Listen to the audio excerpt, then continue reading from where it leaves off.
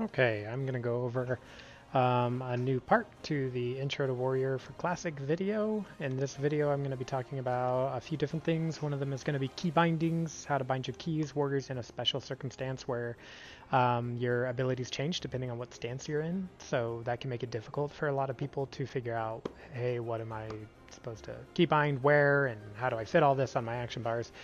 We're going to talk about macros very briefly. We'll talk about rotation. There's a lot of videos and guides out there on rotation, so I won't spend a ton of time talking about it. Same with talents. Do a very, very quick overview on talents. And then finally, some tricks for warriors. One's for leveling, how to do hamstring weaving to keep uptime, not take as much damage while you're out in the open world. And then the other one is heroic strike weaving, which was actually a bug back in Classic that didn't get discovered until Burning Crusade, but the devs decided to leave it in. And it adds a lot of DPS, but it is very difficult to manage. So first things first, we'll talk about keybinds. So back in the day, before Classic came out, I made this little chart. There's one mistake on it, but taunt should obviously be in defensive stance, not a shared ability. But battle stance, you essentially have 6 designated abilities. You got charge, mocking blow, overpower, retaliation, defensive stance, which I wish was, or thunderclap, which I wish was in defensive stance, and then sweeping strikes, which is a talented ability. Defensive stance has taunt, revenge, shield block, disarm, and shield wall. Berserker stance alone has intercept, pummel, berserker rage, whirlwind, and recklessness. The 2 stances that share abilities are battle and defensive, share shield bash and rend. Rend will very, very rarely be used, should never really be used in a PvE situation, and mainly only in PvP when you're fighting against a rogue to keep him from going in stealth. Battle stance and berserker stance share hamstring and execute, so it's important to know too. The rest are all shared in between all 3 stances, so there's obviously quite a few of them. The only other ability I don't typically use regularly is Slam. Slam does have a place in a 2-handed Fury build to weave in slams between your main hand swing timer, but otherwise it has no place in other PvE or tanking builds. So let me show you how I set mine up. So again, like I showed you in the last video, I use Bartender 4 to manage my bars, and I have 3 action bars that I use. So let me unhide those. I turn the alpha all the way down to hide them because I don't need to see them. I know what my abilities are, and I have the muscle memory already. And then usually I will take off put on click through so that I don't accidentally hit an ability if I'm targeting a raid frame or something up there. For some reason, this one was already untagged. That's not good. Let me untag those. Okay, so we'll start in battle stance. So in battle stance, I do 1, 2, 3, 4, 5. I will never go to a 6. It's too awkward of a finger move to go and hit 6 on your number bars. So charge is my number 1. Overpower is my number 2. And overpower, you'll notice, also shares a same slot here with unique abilities for battle, defensive, and berserker stance. So my number 2 in defensive is revenge, and my number 2 in battle stance is whirlwind. So this makes it very easy for me to always know, okay, depending on which stance I am, what is my mutually exclusive option for that stance. Hamstring's in a similar place. I actually don't have it bound to my berserker stance, which is an oversight. I need to get it bound in there. But right now I have hamstring on 3. What I'll probably end up doing is move berserker rage over to 4 and put hamstring on 3, since I don't have anything in 4 here. Then my kind of like less used ability per stance will go in my number 4 slot typically. So Thunderclap, I don't use Thunderclap a lot. It is occasionally useful, but it is a global cooldown. On boss fights, it's almost negligible. In raids, in dungeons, it's wonderful. If you can drop a charge and then a thunderclap, it will save you a ton of incoming damage in dungeon tanking. For PvE, like if you're DPS, don't really need to do it unless you're helping out your tank. In my 5 slot, since it's such an awkward reach to get to 5, will always be my 30-minute cooldown. So in battle stance is recklessness. Number 5 slot here is shield wall, and my number 5 slot here is recklessness. I meant retaliation and recklessness. So that's how I handle those, and that already takes care of all of these individualized stance specific ones. There are a few that I break this rule on and don't use a 1 to 5 on. and that's mainly Taunt and Mocking Blow. I have both of these bound to Shift F. F is a very easy to hit key, so F is premier real estate on your keyboard. So Shift F is a very easy thing to hit on a quick taunt situation. The macro that I have set up is contextualized that if I'm in battle stance, it's going to show Mocking Blow. If I'm in defensive stance, it's going to show Taunt. That's as simple as it is, and I'll go over the macro in just a minute.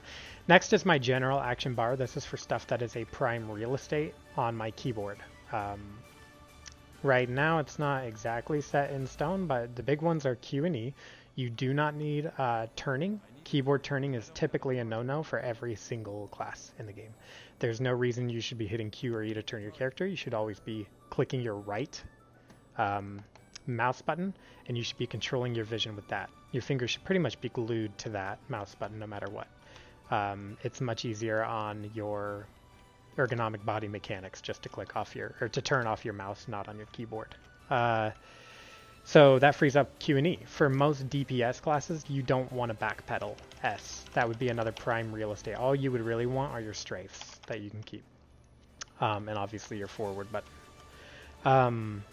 So you can unbind S if you're pure DPS, but I keep it on tanking. Tanking, you need to position bosses very specifically, and that sometimes does mean that you need to backpedal, and you cannot block, and you can get crit way easier if your back is turned to a boss.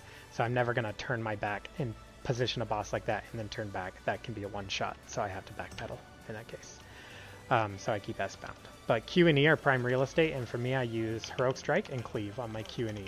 Q is Heroic Strike, E is Cleave. I also have weak aura set up that I showed you in the last video that will show me when Heroic Strike or Cleave are toggled and when I can untoggle them. And I'll give you another example here in a minute. Maybe if I can find like an owl or something I can just show you now. Mount up. There's a lot of horde out here, so hopefully I don't get ganked. There's a bear. So I'm going to charge this bear. Watch, this is right here. This is my Cleave. This is my Heroic Strike. I can see my swing timer. So fresh swing timer, I'm going to queue it up, and it's going to glow. And then Heroic Strike goes off. Queued up, and then it goes off. This will allow me, as I'll show you later, to queue Heroic Strike and then unqueue it for something called Heroic Strike Weaving. You might drop something for me. Nope. So for instance, I'll go in more detail in this in a second, but I can queue it up and then unqueue it right before my main hand hits. I don't spin the rage, and that has an added benefit. So queue, unqueue. And then Cleave works the exact same way. You'll see it. It looks like it bugs out occasionally, but what happens is if I parry an attack, I get to attack back faster. Parry is actually a defensive and offensive skill. It's why it's the most important and beneficial defensive trait that you can have. So that messes with your swing timer. When you parry something, you get to attack back 30% faster. Okay, anyway, moving on. So Q and E, prime real estate, that's for Heroic Strike and Cleave. R is my Blood Rage, that's also very prime real estate. I'll use that to either stay in combat to preserve rage or obviously get a rage boost, whatever. You guys know all about that. F is my Sunder, another good real estate one. Oop, oh shoot, I'm toast. I don't know why I did that. Okay, well, I'm gonna die. But Shift Z, Shift X, and Shift C are my shouts that I have. I'll keep explaining while I'm running back. My normal Z, X, and C are for my stance dances. I want those really close. I do use 3-foot pedals under my desk as well. I can't really show them, but those I used to use for stance dancing, but it was insane. I would always end up in the wrong stance. I would panic. Oh my gosh, did I hit the middle foot pedal or the right one or the left one? So X or Z, X, and C are wonderful for stance dance changes. Z, X, C. There we go. Shift Z, now this guy's trying to bait me to die again. Shift Z, Shift X, and Shift C are for my shouts, battle shout, demoralizing shout, and challenging shout, and then my V is for my fear. So those are the shouts. The other ones I bind to my function keys, my F keys, and those are actually bound on my mouse. I don't know if you can see it, but I have 6 buttons on my mouse. Let me see if you can see that.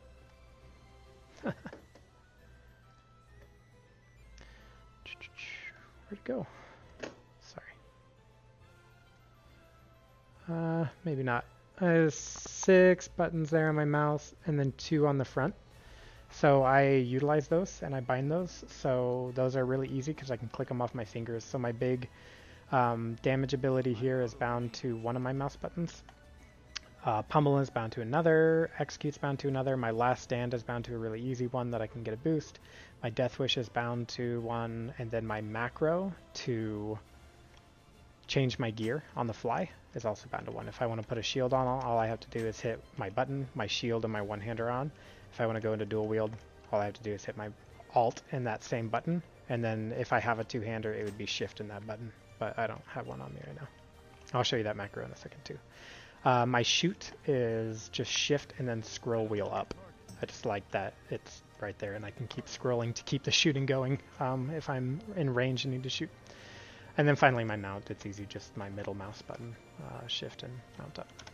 So that's how I organize my keys. I never need to move my left hand far, and for my big abilities it's always on my mouse anyway. It's really, really easy. I never need to reach, I never flub key, well, everybody does, but I rarely ever will flub a key or fat finger key. So that is that. Let's go into my macros now.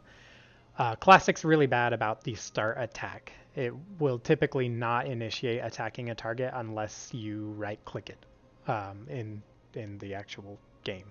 To overcome this, almost every offensive ability you have needs to have a macro with / start attack on it. So if I'm tab targeting something, for instance, if I'm attacking something then I tab target to something else, I'm not going to attack that something else until I tell my character to by either right clicking on it or using an ability with a start attack macro on it. So for Heroic Strike, it's super simple. I can toggle this in 3 ways. One is I start attack, that's going to start my auto attack. Cast Heroic Strike is going to queue it, and then if I hit it again and it's queued, stop casting will unqueue it. So that's how I can control whether or not my Heroic Strike is queued. Cleave is the exact same thing. Bandaging, don't worry about that. Let's see. I wouldn't worry about that. That's an Orc racial. Blood Rage, again, start attack, use Blood Rage. Start attack, use Bloodthirst. I do have a bomb macro. My bombs are thrown based off of a mouse button, and it will change the type of bomb that I throw depending on if I'm holding shift or not. And it will also throw the bomb at my cursor, so I don't have to do 2 clicks. If the enemy is this Everlook Berserker right here, all I have to do is click 1 time on him, and it'll throw the bomb on him. I don't have to click, queue up the reticle, and then click again. So if you want to see that, that's this one here. It's to change what button, shift button you want to use so you can keep everything on 1 macro, you can just do a mod shift.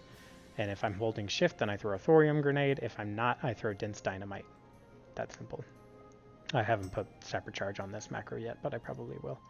This is my weapon changing macro. So for this one, I can go over in more detail if you need a one-on-one, but essentially what this is saying is if I am not wearing a shield, I'm going to put my main hand in my slot 16. And if I'm not wearing a shield, I'm going to put my shield in slot 17 or in my shield slot. If I'm holding shift, I'm going to put my two-hander in there. You do need to tell it by name, so you'll have to update this macro a lot with the item name that you want to move in. I don't have anything on control yet, but I could do another weapon combination if I wanted there. And if I press Alt and this button, it'll put my main hand in my main hand, my offhand in my offhand for dual wielding. So in this way, I can always just easily swap in between whatever weapons I want. In one macro, I have one button that does it. It's really, really convenient and helpful. So if you're using Annihilator or Nightfall or something too, it's really easy to get a nice, like that's what I would put in my control here if I had an Annihilator. Oh, macros, we're still on macros. I'm looking for anything else that's unusual. Execute's kind of interesting because if I am tanking, but I know I can take the hits during execute phase, then I will want to make sure I'm not wasting that. So if I try to use execute and I'm in defensive stance, that's what this means. If I'm not in stance 1 or stance 3, I could just as easily have written this as stance 2, probably easier that way. Then it'll put me into battle stance and then it'll use execute. So just makes sure I'm in the right stance for it. Hamstring's a little bit weird. We don't really need to talk about it, honestly. It's supposed to be modded based off of what stance I'm in to do disarms or to do Hamstring, but I don't really use that very much these days. Some of these are just looking for macros. Mortal Strike is the same thing.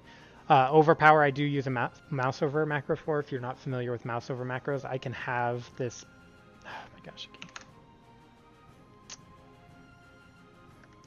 Oh man. I'll fix that later. I can have this guy targeted, and if this guy's next to me, I can just mouse over it, hit the button, and it'll actually hit this guy with overpower and not my actual target. It's very useful. I use it for Sunder as well.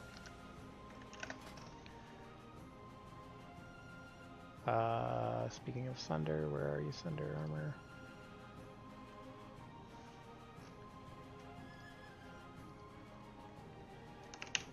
Mouse over.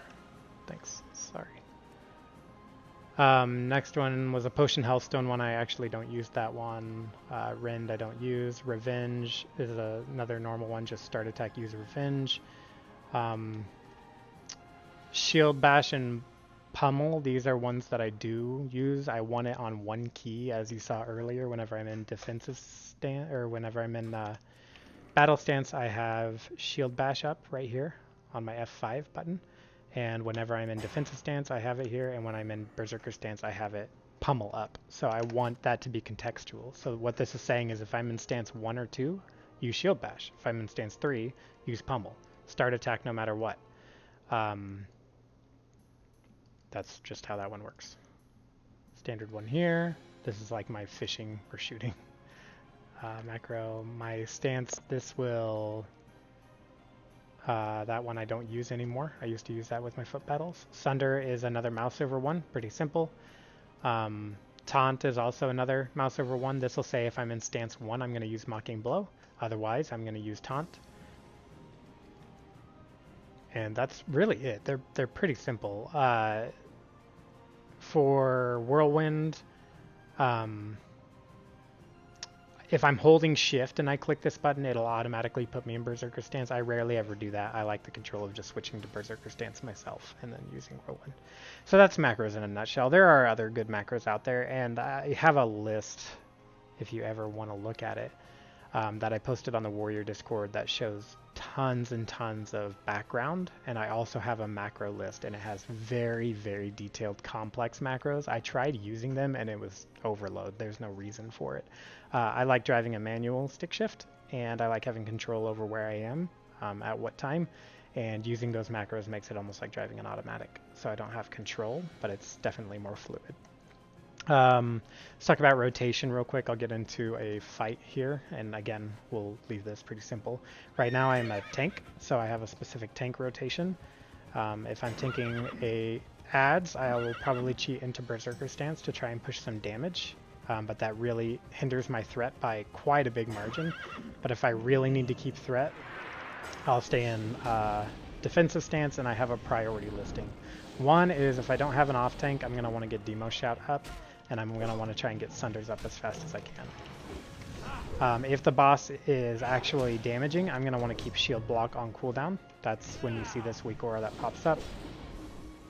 Right here, this little transparent shield, that's my Shield Block weak aura. And then if I can get a Revenge to proc, I'll show you what that looks like. Revenge is at the top of my list. It does a ton of threat. It doesn't do a lot of damage, but it does do a ton of threat. Angry Face means I need Battle Shout up, get my Shield Block on. I'm not even hitting this guy, so I'm not going to proc a Revenge if I wanted to.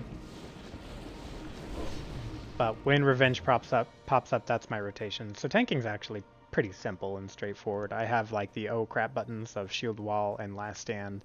But otherwise, if you're taking big damage, you take Shield Block. You always want to pop a Greater Stone Shield Potion before a boss fight. That gives you almost complete 2,000 extra armor for 2 minutes. There's a couple nuanced things to react to, but otherwise tanking is just positioning and making sure your shield blocks up and you're pumping as much rage as you can and realizing, okay, hey, I'm not taking a lot of damage, so I can switch to dual wield here for a second and go in Berserker stance and push damage. There's some nuance. You just kind of have to be aware of the situation to tank well. That's really it. As far as a normal DPS rotation, that does get a little trickier, and it's going to be hard to demonstrate because right now I do not have tactical mastery, so I lose all rage when I switch stances. But when you're a DPS warrior, you're going to be stance dancing like crazy. Look at this Chimera out of the mountains if I can. It's kind of hard to see. So your Bloodthirst is always going to be your top damage priority. You'll usually want to be sitting in Berserker stance, and you're going to want to use Whirlwind, whether it's single target or multiple targets. Your filler, if you have a ton of rage, which you will if you're proccing Flurry a lot, is to be Cleave. However, if you have even 1 point in Overpower, which is the Fury build I like to go, then when you see Overpower proc, you're going to want to switch over and hit that. Only if your rage, like in my instance, if my rage bar isn't yellow, if I'm like gray here, I'm going to switch over to battle stance and I'm going to hit Overpower. And then I'm going to go right back to Berserker stance. So those are the big stance dancing ones. The only other nuance with DPS rotation is when to use your cooldowns. You want to align your cooldowns. So if you're on a prog boss or a hard boss and your tank has a ton of threat, you want to put Recklessness and Death Wish and your Diamond Flask at the same time, and you will pop off, especially if you're in the execute window and you can just spam execute and Berserker stance. It's insane damage.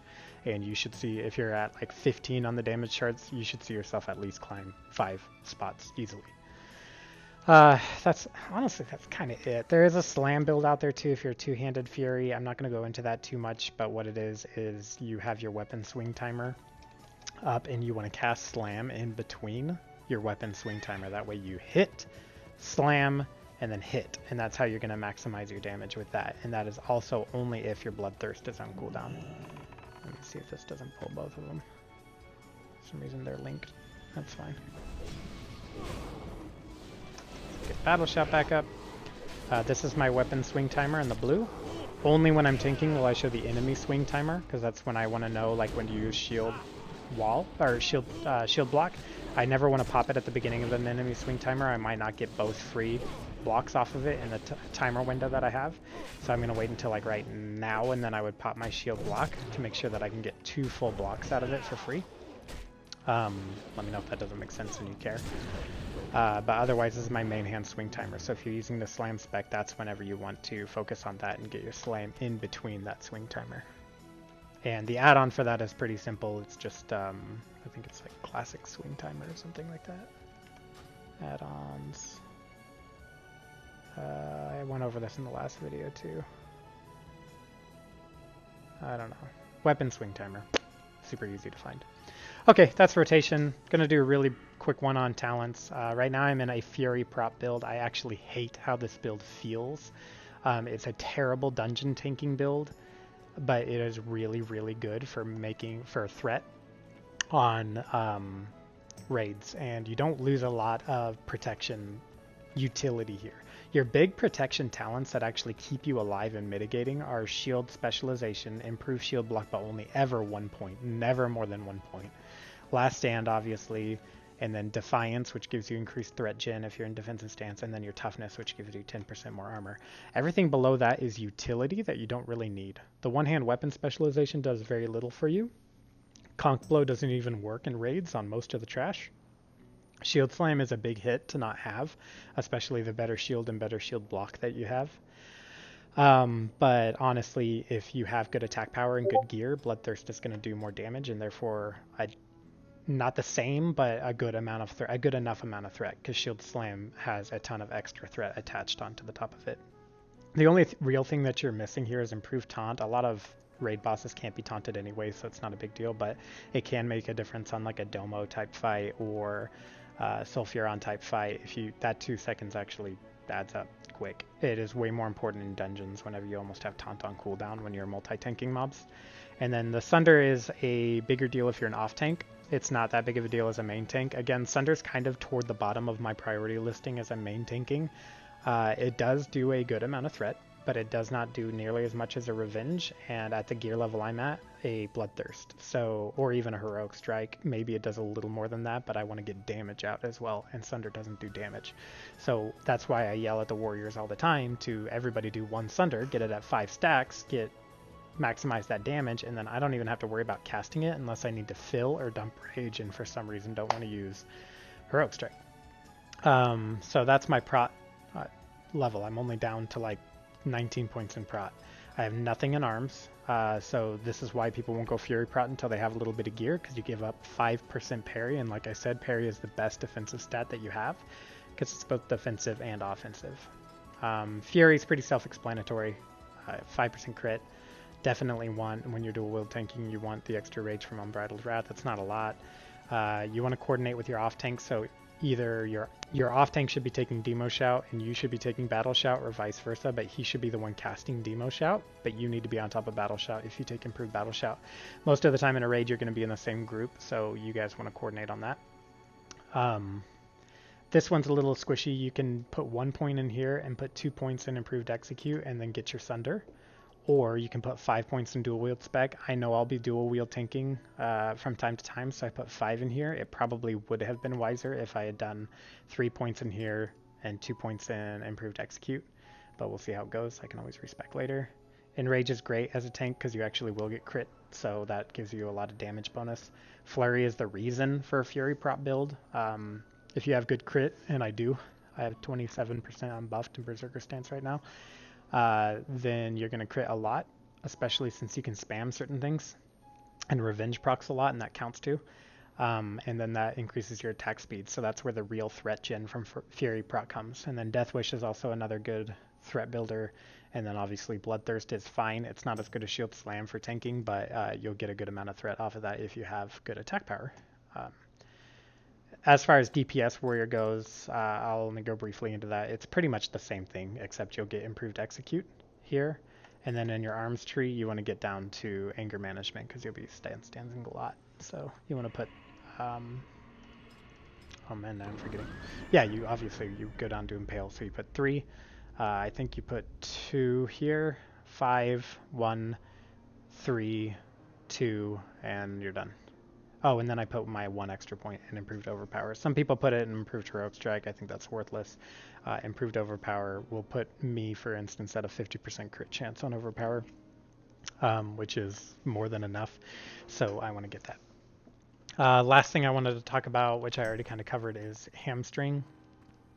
When you're leveling in the open world, and this is a very quick discussion, but when you're leveling in the open world, it is tough because you have to eat after like every mob, and if you want to get real try-hardy and try to avoid having to do that, you can time it. You can initiate your fight, you can hit a hamstring, make sure it gets on it, and then you can actually kite the boss in between your swing timer, and then when your swing timer is ready, you go back in and you hit, and then you run away. Look, he didn't even hit me once. Hit, I got 1 hit on me, then I run away. Reapply, hit, run away. Hit, run away. Swing timer's ready. Obviously I'll have a longer swing timer with a 2-hand. I took virtually no damage that entire fight. So if you have a lot of space to run around in and you have a slow 2-hander, that's how you want to do it. You won't have to eat nearly as much.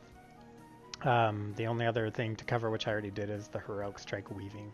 People underestimate how much DPS this adds, but there was a bug in Classic where if you have heroic strike or cleave queued up, your offhand hits as though it's on the yellow hit table, not the white hit table. You eliminate the mischance penalty that you get for your offhand swing, essentially. What you're doing is you're turning your offhand into your main hand if you have heroic strike queued up. Now, you obviously don't want to spam heroic strike because it uses a ton of rage, and you want to save your rage for your whirlwind and your bloodthirst. So what you have to do here, I'm building rage, I'm going to Q heroic strike and unqueue it. Q it and unqueue it. Q it and unqueue it. Q it and unqueue it. Now my rage is big, so I want my heroic strikes to actually go through, so I'm going to clear my rage bar. Q, unqueue. That one snuck through. Q, if I can get rage. And he's dead. But you see what I mean. So that is really hard. It makes you stare at your swing timer and do a Q and unqueue situation. I would say don't do it if you can't. Like, you need to practice it. But if you go out into the world and you actually look at the difference, let me see if I can demonstrate once. It's kind of tough because I'm wearing Edge Masters and I have a really high hit cap, so that messes with the actual benefit of it. Okay, here's a bird. I'll wrap this video up. I'm just going to show this one thing here. I'm not going to do anything. I'm going to auto attack this bird the entire time until it dies.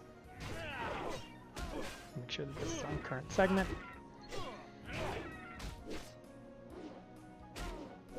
Getting some misses in there. That's not good. That's due to my offhand penalty. Okay, let's click on the bird.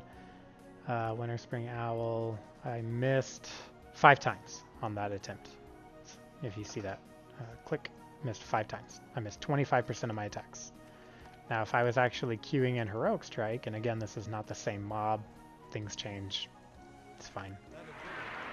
Now I'm going to queue, unqueue. I'm not going to use a single actual ability. I'm just going to queue, unqueue, queue, unqueue, queue, unqueue, queue, unqueue, queue. Just weaving it in. Obviously, I have a ton of rage.